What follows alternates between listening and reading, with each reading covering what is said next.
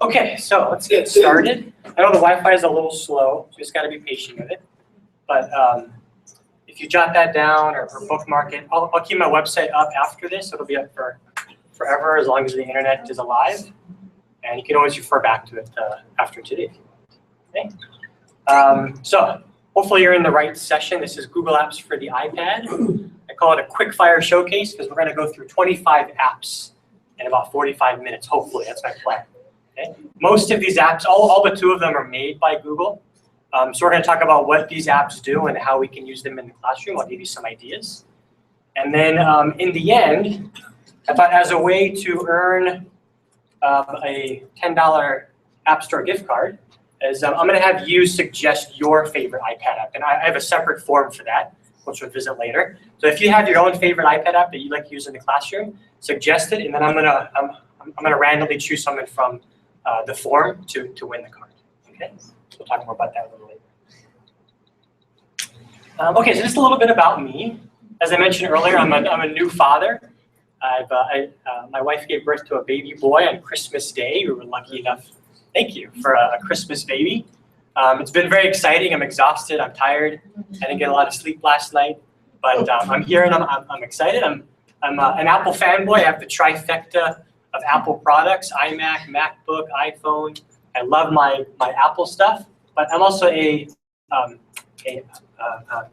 Google geek, right? So I love Google, and they can work together. I love using my Google apps on my iPad.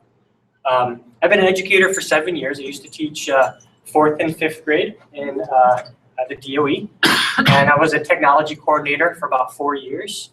And just this past year, I snagged a position at ELI as a tech integration specialist. And I love my job. That's my passion. I'm helping teachers to find ways to use technology in the classroom. I was an elementary robotics coach. I love doing that in the public school that I worked for. I got to play with Legos after school every day, so I couldn't really complain about that. I'm an authorized Google education trainer, so I had to go through testing and certification for that, and I received that back in March.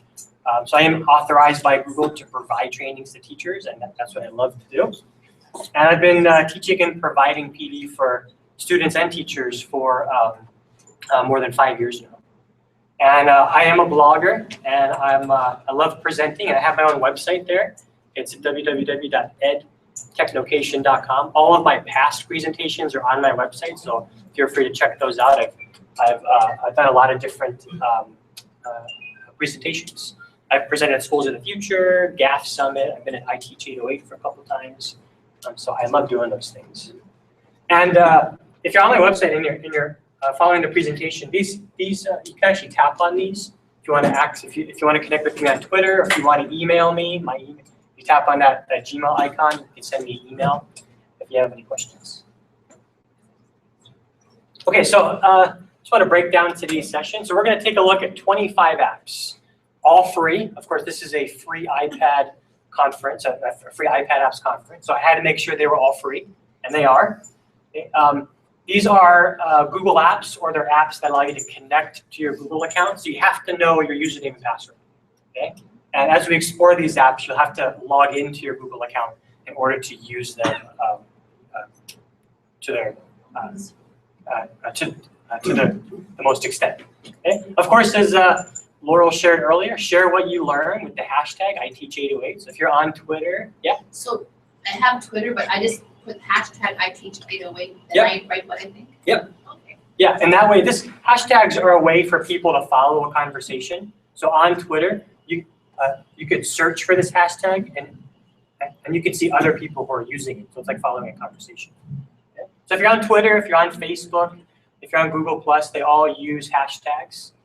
So if you're sharing what you're learning, attach that hashtag, and hopefully Laurel will pick your share for the contest at the end of today. And as I mentioned earlier, at the end of today's session, I'm going to have you share your favorite classroom app. And for those of you who do share, I'm going to randomly pick someone to win the gift card. Okay? So start thinking about what your favorite app in the classroom is, and we'll have time to share that later. Okay? If you go, let me jump to my site really quick. If you go to that site there, which is still loading, there's a list of additional resources on the right side there. This first one here, this is a complete list of all the apps that I'm going to share today. So if you tap on that, it's a Google Doc. And it has a list of all the apps, and it contains the iTunes links to all those apps. So if you just tap the app, it'll take you into the iTunes store, and you can download it. Just give me a second to load here. Yeah, it's kind of slow. Yeah, it is. There it goes.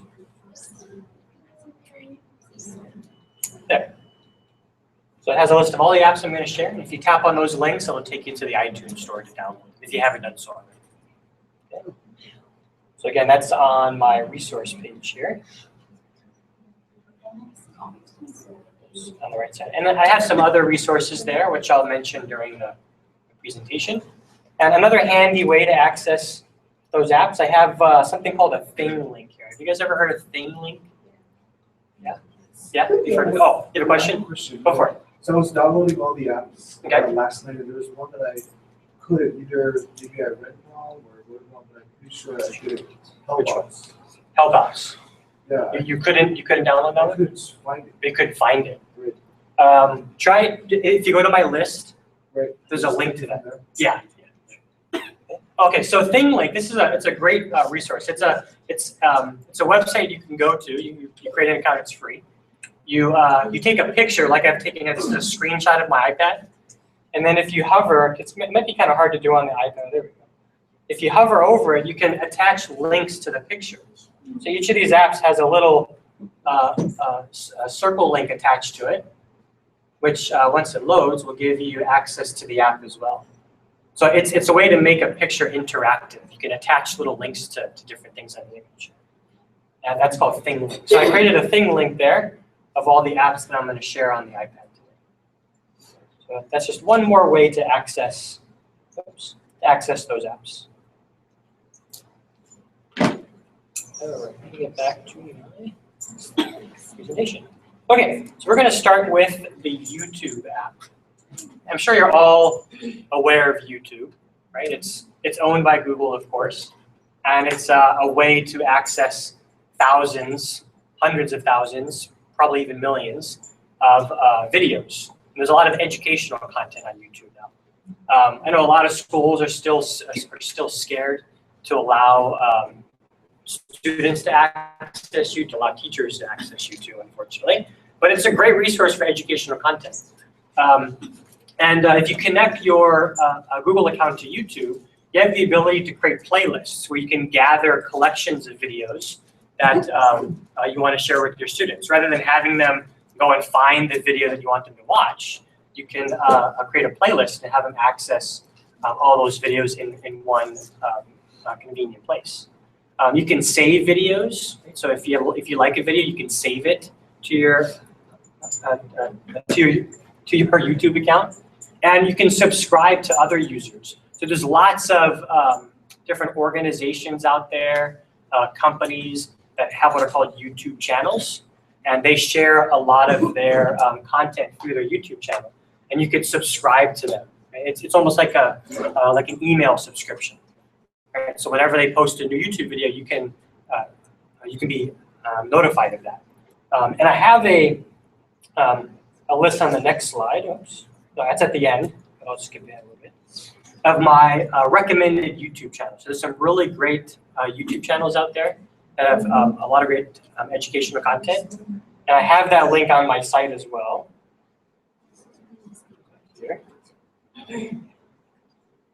Here. So Mike's recommended YouTube channels. So there's lots of great content on these particular channels here. And I've attached the links to this document. You can easily visit them. Of course, YouTube has its own education channel, right? And they have a YouTube for Teachers channel. There's also, these are my favorite. There's a primary and secondary education channel, and then that channel breaks up their videos even further into subjects. So there's a math channel, there's a social studies channel, there's a science channel. And it's all been checked out, it's all been confirmed and okayed by YouTube's team as being appropriate for children of all ages. Okay? There's even a university channel. So for those high school or college kids, they have a university channel, and that's even broken up by subjects as well. So there's a math channel for college students, a science channel. Okay? Of course, there's also our favorite television show. Television networks have their own channel. So National Geographic has its own channel. Of course, Sesame Street. So they post all of their episodes and content on YouTube. PBS, Smithsonian. Google has its own channel, including Google Earth Outreach. Google for Education, which is mainly for teachers. So they create these podcasts where they talk about the different tips and tricks you can do with different Google apps and things. First Lego League, that's the robotics league. So they have a channel where they show off all the different robotics related things, competitions, what students create with robots and coding. And then Discovery Channel has its own. This guy, he's a teacher on the mainland, but he creates a podcast almost weekly where he talks about different educational and technology tools for teachers. These are really great resources if you want to learn about different things for your classroom. And then there's a Google Students channel as well. So it's not just a place to go watch people's fails or watch kids talking about the things that they like, right? Or just adults, but it's a great place for educational content as well. So and this is just a small collection of the content that's out there.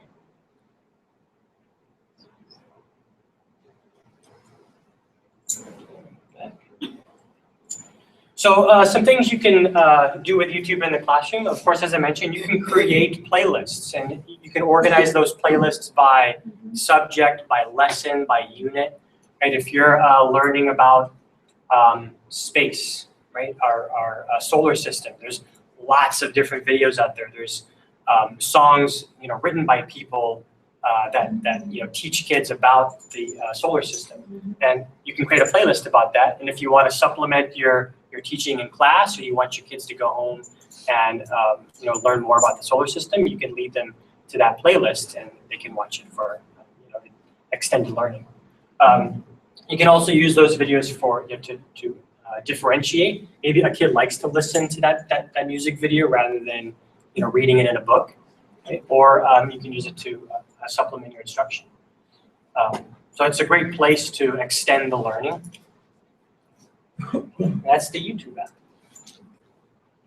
There's two other apps that YouTube has created. So there's the YouTube Capture app. So this one allows you to upload your videos to YouTube.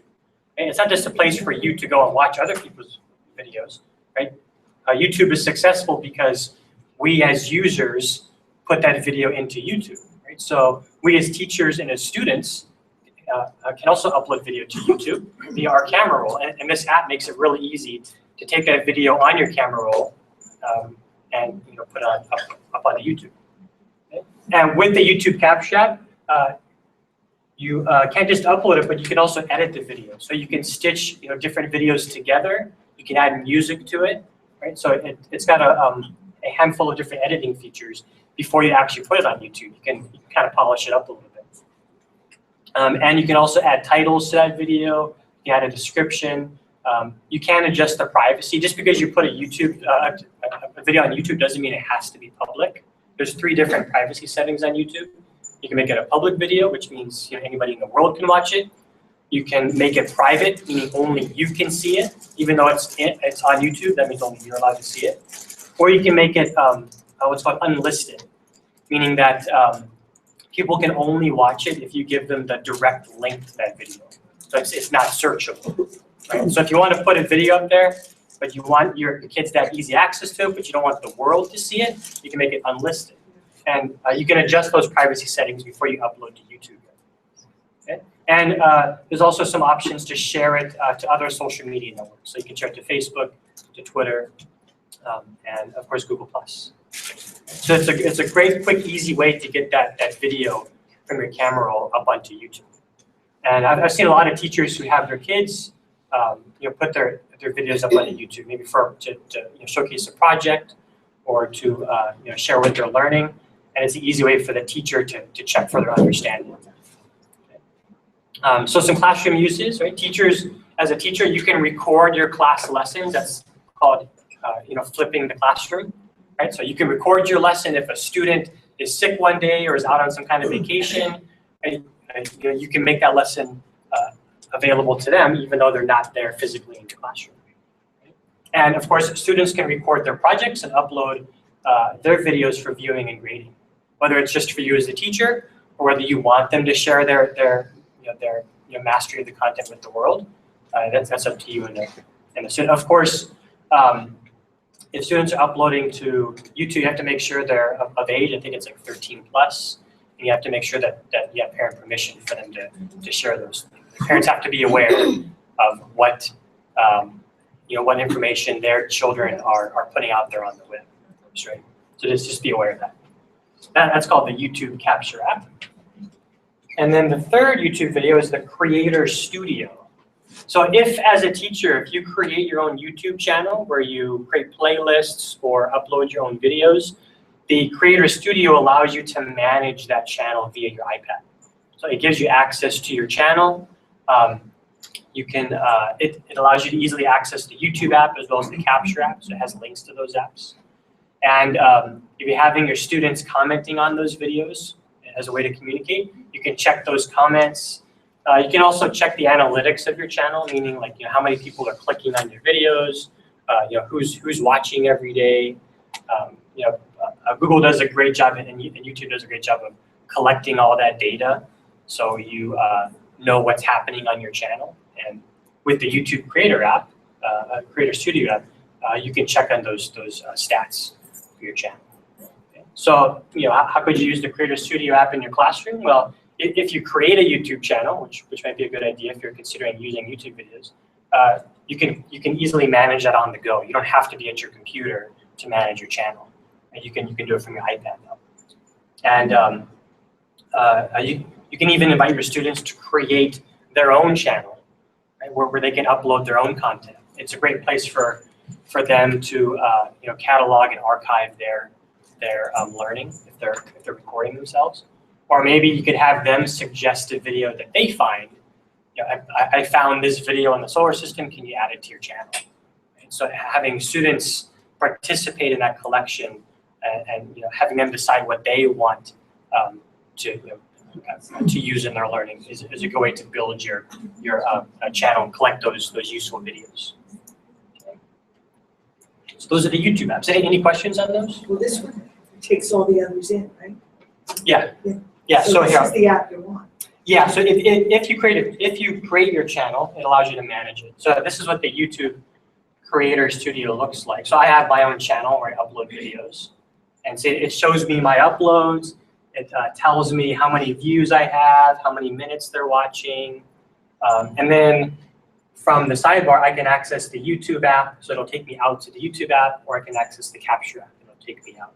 So this is like kind of like your starting place if you want to manage things, and then it will take you out to the other apps if you need to. And I can check my comments. I can see all the videos that I've added to my channel. So you can't. I think if you want to watch a video, I don't think you can watch it from here. You have to go out to the YouTube app. So this isn't a place to watch videos. It's just a place to manage your channel. You know how with the DOE it blocks the YouTube? Mm-hmm. Do you have a workaround for that? Or? Well, I think I haven't been in the DOE for a couple months now, but I think now isn't it like if you sign in with your teacher account, or if you sign into to a specific network at your school, then you have YouTube access. Oh, okay. I'm not sure. I think it depends on what school you're at. But is there a way where you can save the videos to a flash drive and you just play them? There are not directly from YouTube, but there's different Chrome extensions that allow you to download YouTube videos as movie files. I can't remember one off the top of my head, Okay. but There is a way to. yeah, I think there's a website called Clip Converter. Oh, which I think if you go to that website and you paste in the URL for the YouTube video, it allows you to download that video onto your computer. So there's ways to work around that if you can't access YouTube. Okay. Yeah. Okay, we talked about the recommended YouTube channel. So check out those channels when you get a chance. Lots of great content there.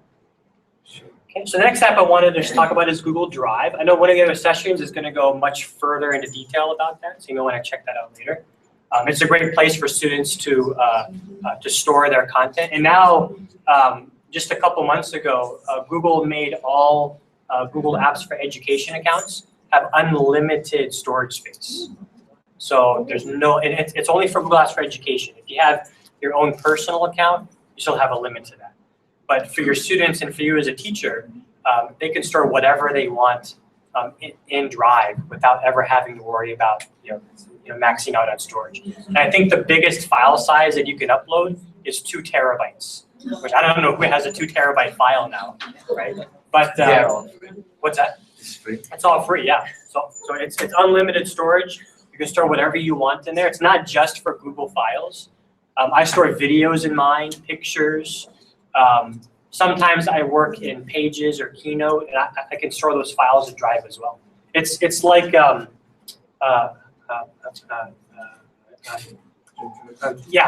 Jump Drive or Dropbox, those kinds of cloud storage services. Yeah, it's all in the cloud. It's in the air. Do you have to zip those because they're different types of files, like the Keynote and Pages? Yeah, it's a little, because you can store them in Drive. You can't open a Pages file in Drive because it's a different format. But I just use it for storing. Oh, okay. But yeah, so if you have the Google Drive app, you can access all of your stored files. Even if you store like a Pages file in Drive, if I go, I don't know if I have one in mind, but you could go to your Drive, locate that Pages file, and although Drive can't open it, it will ask you if you want to open it in a different app. If you have the Pages app, you can take it from Drive and open it in Pages. Right? Or if you have Keynote in Drive, you can take it from Drive and you can open it. Let me see if I have it. But if the kids send it as a PDF, we can open it in Google Drive. Yeah. Drive is now compatible with PDFs, so you can open PDFs and view them, and you can even open up Microsoft Office files in Drive as well, and you can edit them. How I don't know about where the Pages videos? is. You can open. Videos you can watch in Drive as well. Yeah. So you can open different file types in other apps like Pages, right? So don't just think of it as a place for your Google files. You can pretty much store anything in there that you want. And if it can't be opened in Drive, then it'll give you the option to open in a different app if you have that app available. What I also love about Drive is you can store these files offline. So in Drive, if you go to the settings of the file, let me show you that. Let's say this picture here. Okay. So if you open up the menu for a file, there's a little option to keep on device. So right now, this picture is in the cloud, and every time I open it, Google is pulling it down from the cloud. It has to download it, which means I need access to the internet. But if you keep it on device, then Google will store it locally on your iPad, and it doesn't need the internet to access it. So it downloads it, actually onto your iPad, so that you can access it on the iPad. So if you do that with any documents that you frequently access, or spreadsheets or presentations, if you keep it on device, it'll be stored on your iPad, and you don't need the internet to access that. Now, if you edit it, it won't be able to save it until you have access to the internet again, because it has to send it back up to the cloud, so you can access it on different devices. But it gives you that option to store things offline if you need to. That's a great feature to have. You can also share your files out, so you can send them to other apps if you need to. You can create that folder structure and organize all of your files within the Drive app, and you can manage them as well. And as I mentioned earlier, you can now view and edit Microsoft Office files. So if you have that one person at your school that's still using Word, and they're sending you that Word file, you can toss it in Drive, and you can open that Word file in the Drive app, and you can actually edit it and work on it. So of course, classroom uses. Are you guys familiar with the collaboration features of Google Drive? where you can share and you can have people working on the same document at the same time in different places in real time. Right? So it's great for that collaboration, and it allows you to manage that classroom workflow. So when you're sharing files back and forth with you and your students, and it's easy to organize it and to manage all that work, rather than having that stack of papers that you take home every day. Right? You can have it all. It can all be in here, and you can just take your iPad home and check your work. And there's a great new app called Google Classroom that takes that even further. I'm going to show you a little later, but they just released an iPad app for Classroom. It's free also. It's all free. Yeah. If it's Google, it's free for the most part. Okay. Now, Google Drive used to be its own app where you could access and you can edit things all within Drive, but just this past year, they kind of broke that up. And now if you want to work on a document, you got to go into the Google Docs app. If you want to work on a Google Slide presentation, you have to go into the Google Slide app. So they've kind of broken that up into separate apps now. So this next one is the Google Docs app. So Drive is a way to view and access that content. And if you want to work on a Google Doc, you can go to your Drive, tap on that document, and it'll take you out to the Google Docs app. Okay? And so Google Docs allows you to access all of your Google documents. And from this app, you can create new documents. Just like in Drive, you can store and access these documents offline if you don't have internet access. And from the Docs app, you can export documents as PDFs or Word files to other apps. Like if you use Notability, that's a great note-taking app. You can take a document as a template and send it out to Notability, and then you can handwrite and annotate over it.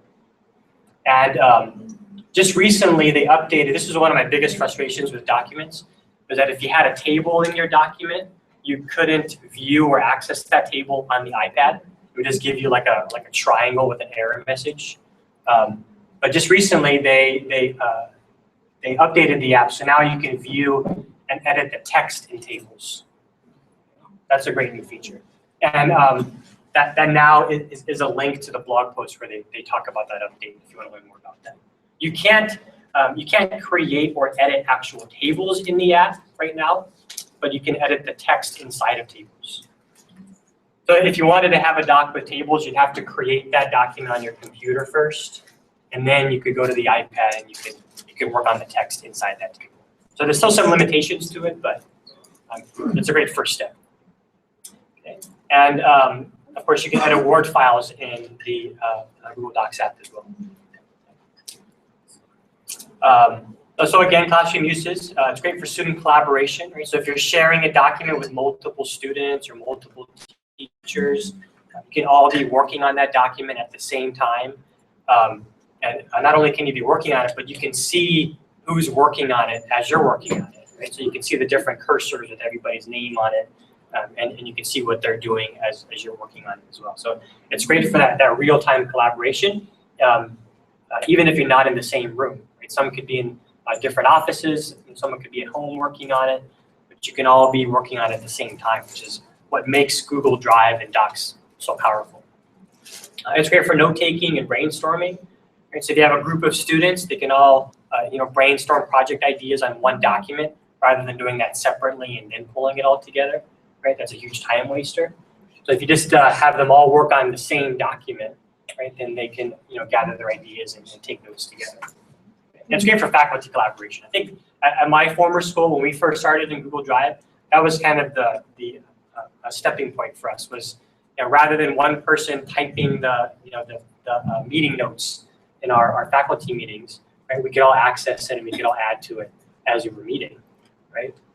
And it didn't have to be emailed to everybody as a Word file or a PDF, right, because we all have access to it in our Drive now. So it's great for that faculty collaboration. So of course, if there's a Google Docs app, there's a Google Slides app. And this one is fairly new. They just released this app this past year, towards the middle of the year, I think. So now you can not only view slides as we're doing now. I'm actually using the Slides app so that we could view this Google slide that I created. But you can also create and edit slides on your iPad now. Now it's not full featured. You can't do everything on the iPad app as you could on the computer, right? But it does have some basic editing tools. So you can access all of your Google Slides from the app. You can create new slides. You can store them offline as you can with the other apps. You can share and export and manage. And as I mentioned, there's a very limited editing tool. So it's better to start your presentation on the computer, and then you can finish it on the iPad. I think right now you can only, there are no pre-made templates to choose from. It's just a white slide that you start with on the iPad app. And I think you can only insert text and shapes. And for some reason, you can't insert images into your slides from your iPad right now, which is, I know, it's greatly limiting for us right now, but hopefully they add that in the near future. But you can present your slides from your iPad, which is what I'm doing now, okay, which is a great feature. And you can edit PowerPoint files. What's really weird about the Slides app, I'm going to end this, is if you create a new slide, let's try that. So I create a new slide here. You can create a slide in the app, and then you have the option up here to export it and save it as a PowerPoint. You see that option there? If I save it as a PowerPoint, and then I go and edit that PowerPoint, then I have the option to insert images, which really doesn't make sense. I don't know why Google would force you to create a PowerPoint instead of its own, but that's how they've created it at this point. So that's a workaround, but it's not. It's extra steps for you and your students to take, which is not very convenient. So just be aware of that. But Mike, if you set it up on your computer and you have your own special template used, that template will transfer. Yeah, so like this, so I set this up on my computer, right? And so it will transfer over after I set that up on the computer. Okay. Yeah. You just can't, there are no templates to start with on the Okay. iPad, unfortunately. So what did you use, what app did you use in the computer? Oh, Google Slides. Google Slides. Yeah, so if you go to Google Drive on your computer, you can create these in Google Drive. And you can edit them better than in the iPad. Yeah, Oh. yeah. So you're using the same app? Yeah, same app, but just on different devices. Oh, I see. But the computer offers more functionality than the iPad does right now. Oh. So Mike, is it an import from a computer to, or what does it say, upload, or? For what? When Like you're, if I started on my computer and I want to put it on Google now. if you started on the computer in Drive, because it's all in the cloud, you're accessing the same thing from both devices. So you don't have to upload it. It's Oh, already there. Okay. It's all of the, let me jump back here. All of these presentations that I have in my Slides app here, these are all in my Drive. They're all stored in my Drive, right? You haven't maxed yours. Okay. No, Yeah, it's unlimited storage. Yeah. I will never max out no matter how many presentations. So that's another great. Yeah. It's a huge benefit, You don't have to- especially if you're uploading video to your Drive. There's no max storage. Okay, so let me jump back in here. There's so much benefit. Yeah. That's why I came here. I wanted to learn those things. Yeah. Okay, so of course, you can collaborate on Slides just like you can on Docs. So you can have multiple kids working on a presentation. I've done that before with several classes of third graders. Seems kind of impossible to have 30 third graders working on the same presentation, but the way I organize it is that I assigned each kid a slide number, and I told them you can only work on that slide. And of course, if mistakes are made or a kid accidentally deletes something, you can always use the revision history to go back in time, or there's always the undo key, right? So it is possible, and those projects turned out great. It took a little getting used to. There were mistakes made, and kids were changing things that they weren't supposed to, but those are lessons learned. You have to expect it. As a teacher, you can create those lessons via your slides, and just like I did today, where I put this presentation up on a website, you could do that as a teacher, And so if you present this in class, but you have it on the website, your students can go home and then review that presentation and lesson at home for homework as well. If you give them access to it online, they don't just have to remember what you teach them in class, but they have a place to go back to. Right? So it's really great for that. And of course, kids can create projects with the Slides app as well. And how do you get access to those files? If you create a Google site, it's really easy to share a Google slide on a Google site because it's all Google, right? So they work together really well. It's telling me I have emails. Okay, so Google Sheets. So Google Sheets is Google's spreadsheet. It's like Excel, right? So it allows you to create spreadsheets and you can create graphs and things like that. It does pretty much the same as all the other apps do. You can access, create, you can store offline, you can share and export, you can do all those things. So it's great for students to collect data for a math or science lesson, right? And so they can collect that data and they can turn that data into graphs if they need to, if you're learning about graphs. It's really easy for teachers to create their grading sheets to collect grades or to gather observations of students. And you can pair a Google Sheet with the Google Form, which is what you filled out at the beginning of class, of the session. And so all of your information from that form is dumped into a Google Sheet, and then I can look at that data, I can manipulate it, I can create graphs out of it, and do all kinds of things. But forms can only be created online. There's no Google Form app. You can create a form on your iPad, unless you go to the web-based version of it. So there's no app for forms right now, unfortunately. No word on that coming out. Not that I've heard, unfortunately. I hope. Okay, so this is this next app. This is not by Google, but it's great for you and your Google account. It's called G Drive for Google Drive, and what this does is it allows you to connect to all your different cloud accounts. So you can connect it to your Google Drive account. If you have a Dropbox account, you can connect it to your Dropbox, your SkyDrive. It allows you to access a handful of different cloud accounts, even iCloud.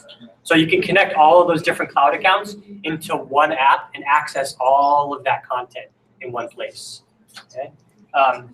So if you store your non-Google files in your Drive, you can. So this is what's really nice about this app.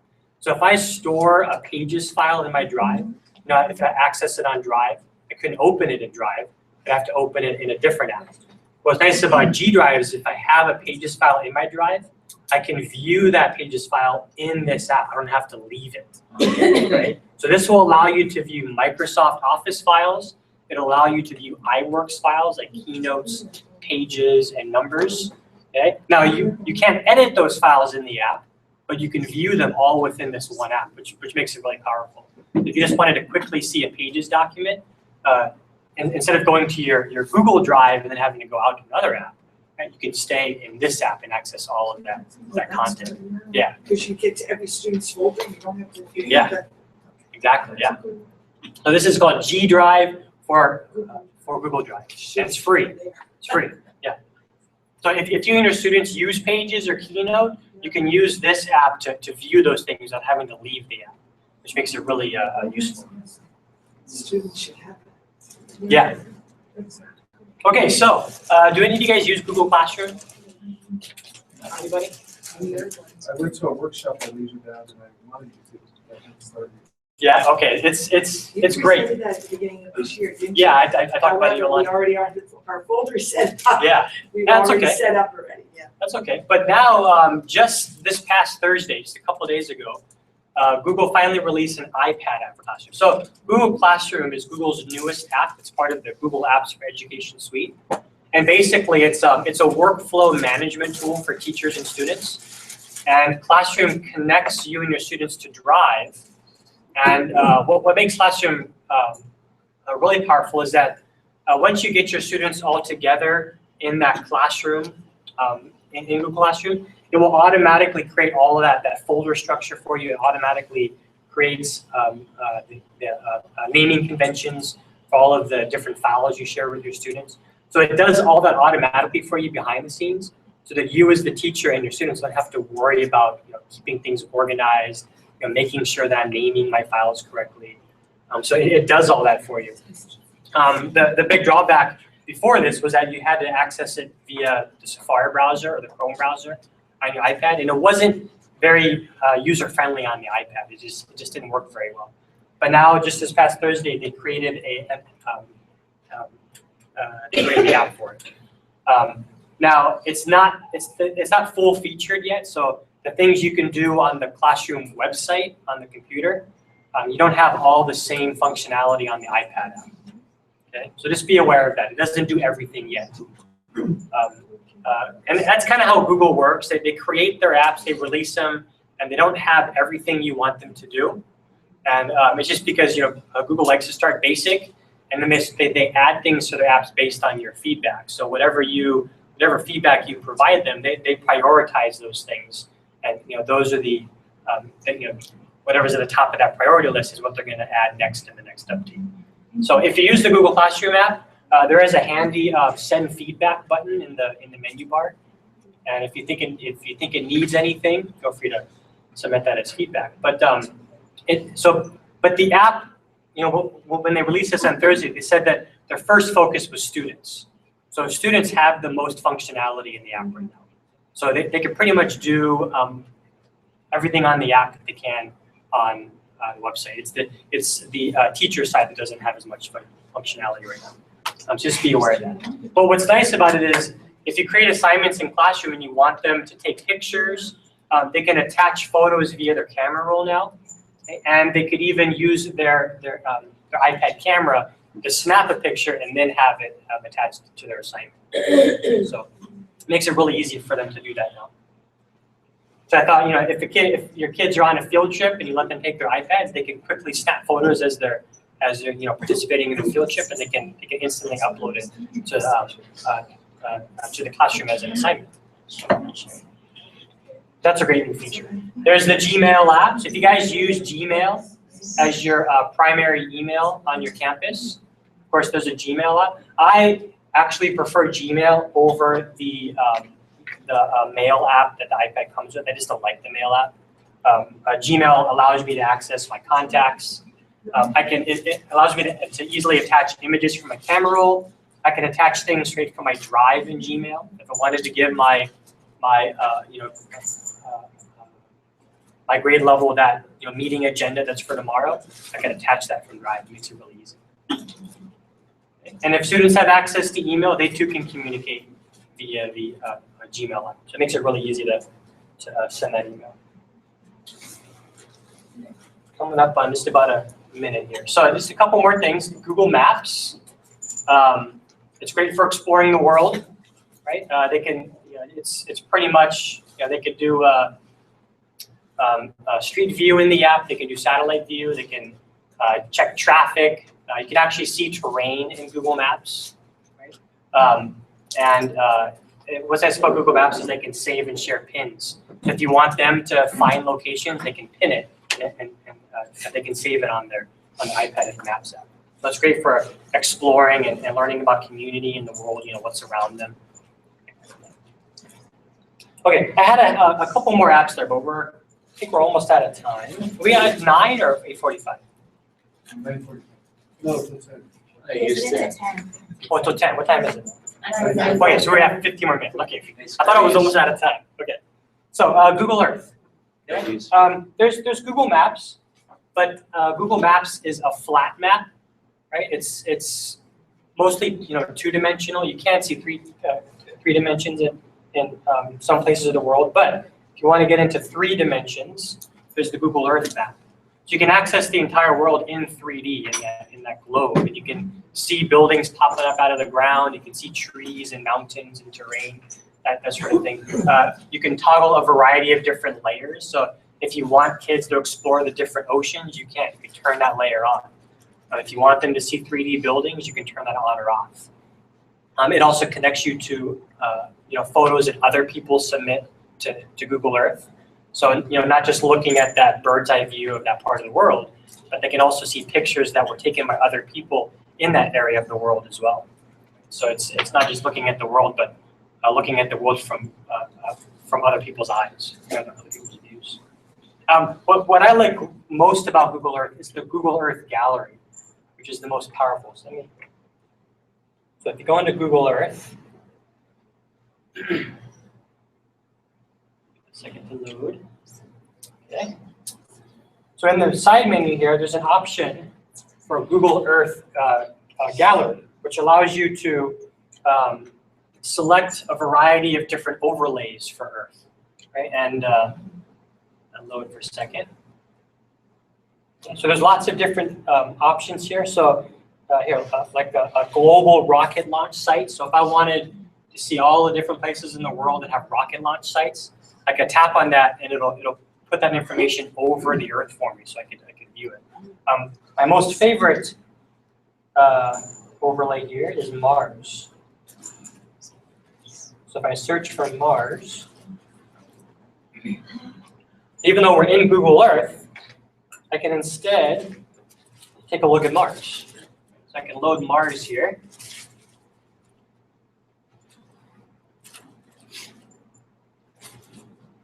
And I can view in Google Earth. It's going to turn Earth into Mars. Right? And it's not just Mars, but it also has pin drops of specific locations around Mars. Right? So if you're learning about that in class, your kids are learning about different planets, we'll actually change Earth to a different planet for you. So really cool. But I know, like at Iolani, there's I think some grade levels talk about the Mars rover landing, and they talk about where would be the best place to land, and so they can actually zoom in and take a look at the different terrain and what would be a good landing spot. And they actually pinpoint those with specific names and locations.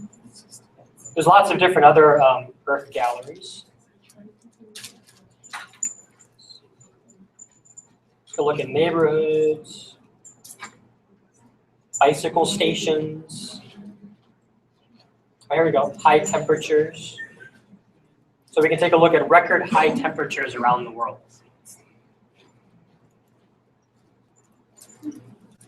Okay.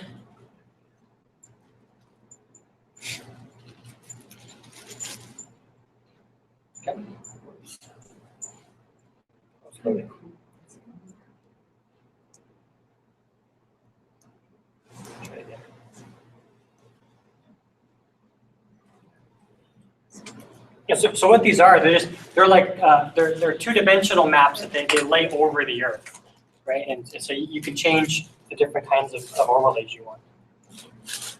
I won't try that again. There's lots of different options. You can search.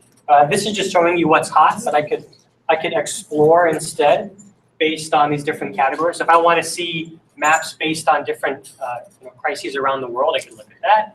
Based on environment or historical map imagery. Right? So lots of different options there. Again, there's even one for space. I think Mars is located in there. Yeah, so I can look at the moon, Venus, the moons of Jupiter, moons of Saturn, Mercury. Just a couple options there. Actually, there's 17 maps. I really like this app, but I find if you get motion sickness, Yeah, it doesn't be work. careful. I tried that with a history. Especially if you got it like projected like I do up on the I was board. getting nauseous. If you get motion sickness very easily, you have to be careful. Yeah, so lots of different options. This is probably my most favorite feature of this app is the Google Earth Gallery. Lots of options there for viewing the Earth in different ways. Okay, so students can explore parts of the world related to your lesson. Why did they do that? Depending on what you're learning in class, you could probably find some kind of type of gallery image for that lesson just by searching for it in the Earth Gallery. There you go.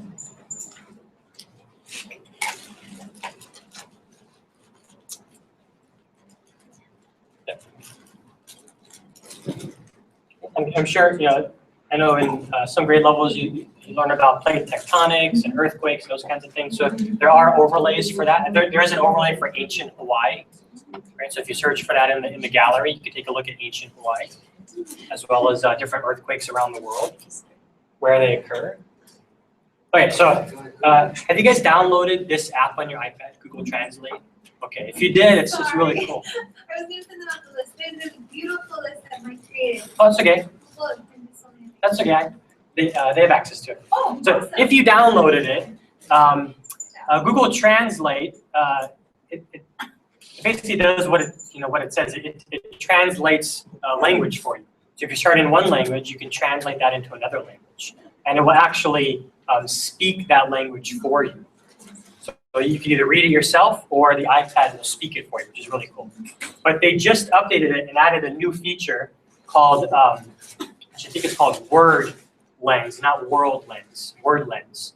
Okay, where let me show you. If I can get this to work. So if you're in another country and there's a sign on the side of the road in another language, and you don't know what that sign says, and you can use your Google Translate app. I can't really. Does someone have the app on their iPad that they can use? Somebody have you have it? Okay. So I'm gonna pull this up again. So in the Google Translate app, there is an option where you can use the camera, and you can point the camera at a foreign sign, and it'll translate it in real time for you. Okay, so I'm gonna have him test it. I'll show you guys what it looks like. So I created a little sign here in French. Okay, so if can you point it? I'm actually using the, put it on that. Yeah. So you have to translate from French to English. You have to change that option first. Small testimonial. I saw this past summer, I had a student from China. She didn't speak any English. Yeah. But I used Google Translate, and then they have a keyboard feature, and she just wrote the Chinese characters, Yeah. and then she spoke it to And me. spoke it to And I you. was like, oh, okay. And then I wrote back to her, and then they translated to her. So we were having a conversation, and I was giving her directions, and I don't know any Again, Chinese. you don't have to know anybody's language anymore.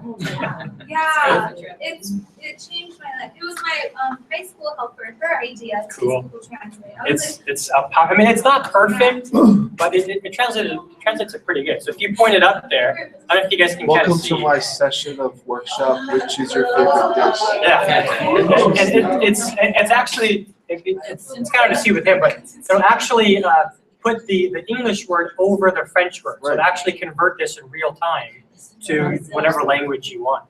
Right? So it's really cool. So I know just recently we were an email came out of Iolani about this, and we were saying, oh, now, how do we teach a foreign language when you have an app like this, right? So, as a teacher of a foreign language, you have to be careful of that. I thought, it'd be a cool game to use this app. If you're having kids learn a language, have them write it out. Maybe write their friend a message. Have them try to translate it themselves, and then check their work with the app. Right? Don't just use it to translate and not learn it. Right? But you could easily play a nice fun game and check your work, check your understanding. So yeah, you can I think you can either type words into the Translate app, or you can have it record your voice. Right? So if I go from English to French, so I can speak into my device rather than hand typing it. That's kind of what Laura was talking about. Oh, let's take it on my voice here. Go back. Hello, how are you today? Hello, how are you today? Oh wait, I'm going in the wrong direction. English to French. Hello, how are you today? Bonjour, comment allez-vous aujourd'hui? Cool, yeah? You sound cool. So, a really great app.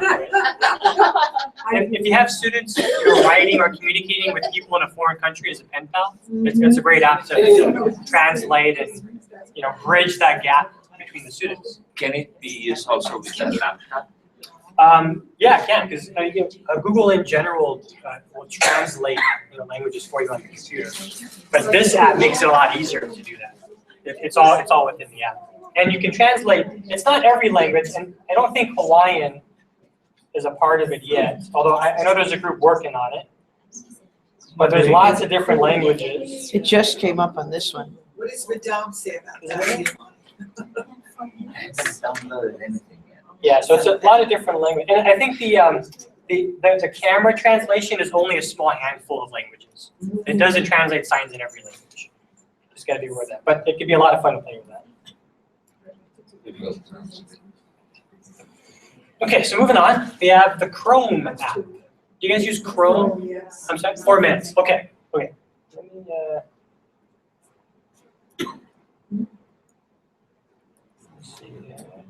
see if there's any. Oh, there's Snapseed. Snapseed is a photo editing app that has a lot of different photo editing options. Google bought them out maybe a year or two ago because it's a really great photo editing app. So it's great if your students want to add some pizzazz to those project images. Snapseed is a great app to do that. So they can take a picture from the camera roll, pull it into Snapseed, add some fun filters and crop it, and do a bunch of different things to the image, and then they can share it to another app if they want to. They're really good. Just kind of breezing through the rest of these. Google Play Books. So just like the Amazon bookstore or Kindle, Google has its own digital bookstore.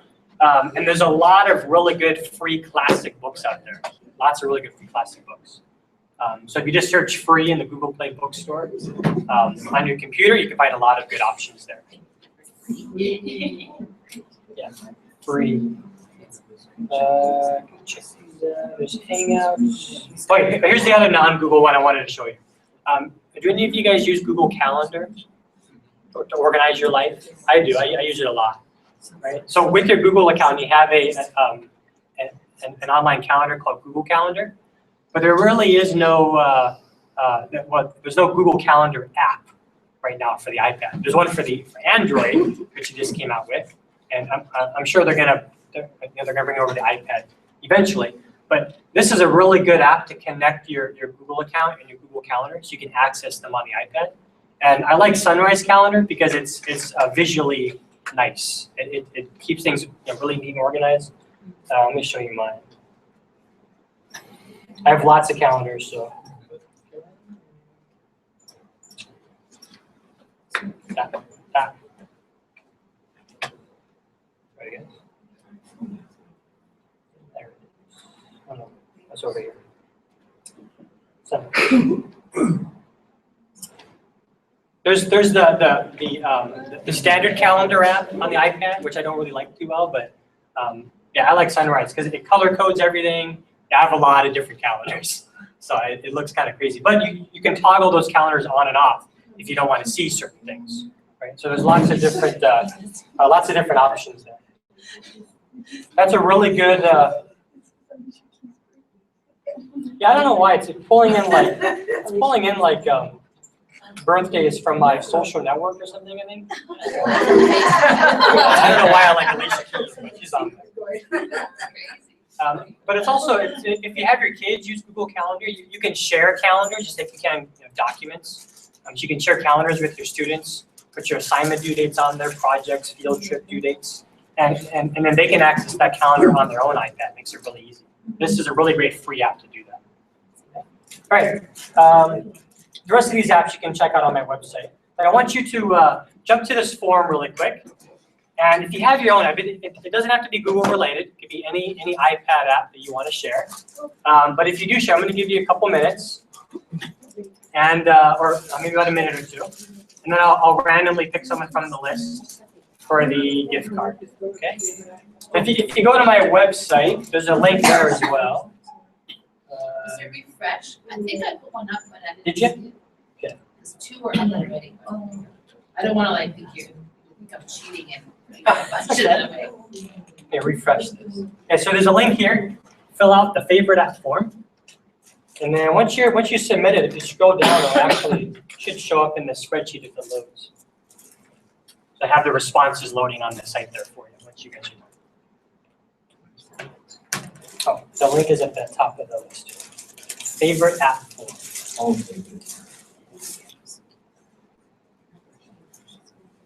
Yeah, it's still loading.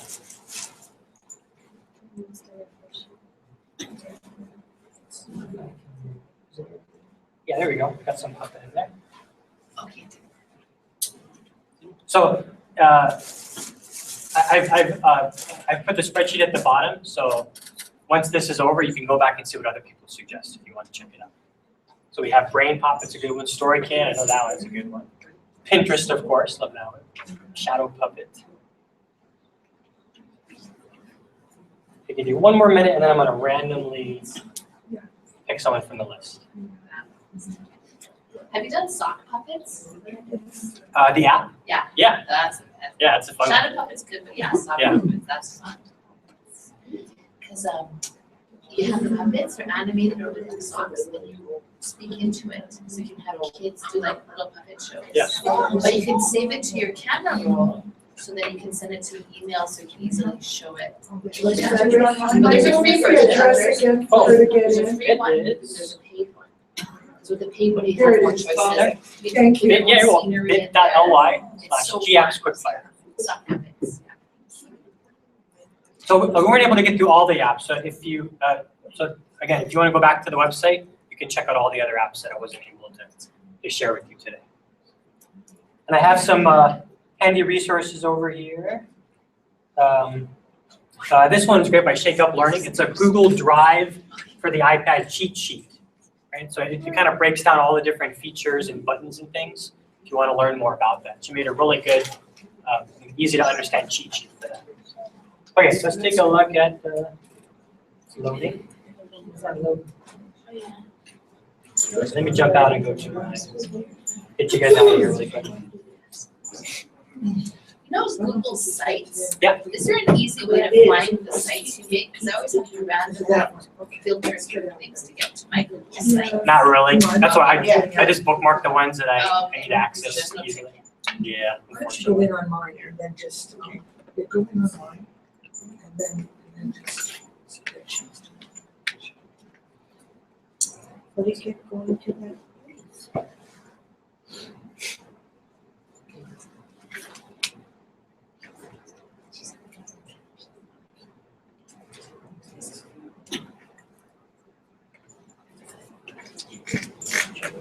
Sorry, guys.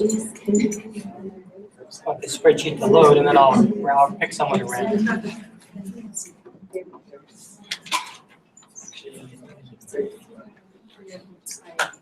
Sorry.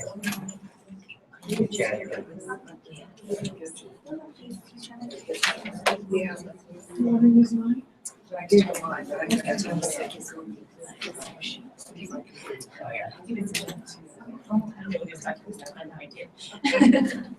Okay, so I got 13 responses. Is it 14?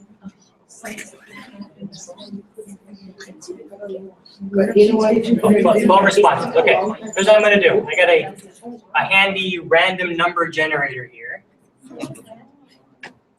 Okay, so we're going to go between 2 and 14. I'm going to randomly pick a number. 12. And so who is the 12th? That would be James.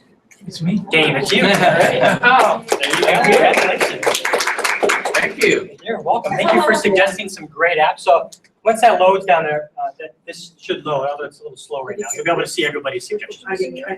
Thanks for joining me, guys. Sorry we couldn't get through all the apps, but the website will be up there forever. So I check have it out. work to do, uploading this.